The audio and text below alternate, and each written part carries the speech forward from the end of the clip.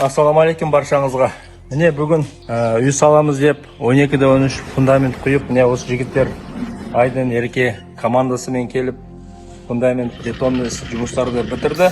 Подвалы мен, как положено, монолит. Очень грамотно, мен өте риза болдым. Адал істеді екен бұл жігіттер. Бір айғай шу жоқ. Ананы істе, мынаны істе демейді. Жігіттер бәрі өзінің жұмысымен, өзінің нормасымен істеп, өзінің бәрі өзінің жұмысын біледі екен.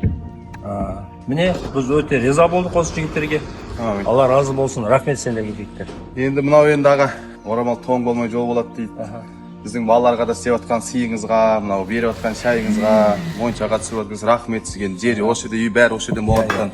Енді сізде біз сияқты жұмысшы, сыртта жүретін адам екенсіздер. Содан өзіміздің атымыздан бізге енді современный чапан сізге де арнайы өзіміздің бригаданың атынан, біздің де бригада болсын. Сендердің фирмасының логотиптерімен. Логотипімен сізге енді. Қане енді. Болды ғой. Далада көп жүресіз. Ол бәрекелді.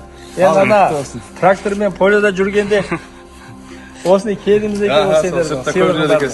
Апайымызға көп-көп рахмет, алғыс айтамыз сізге. Балалардың бәрі риза болып жатыр сіздерге. Ал енді үйлеріңіз құтты болсын, мықты болсын, енді арқапта сәтімен аяқтала берсін. Рахмет. Құрылыстарыңыз. Фундаментіміз мынандай болып шыққан міне.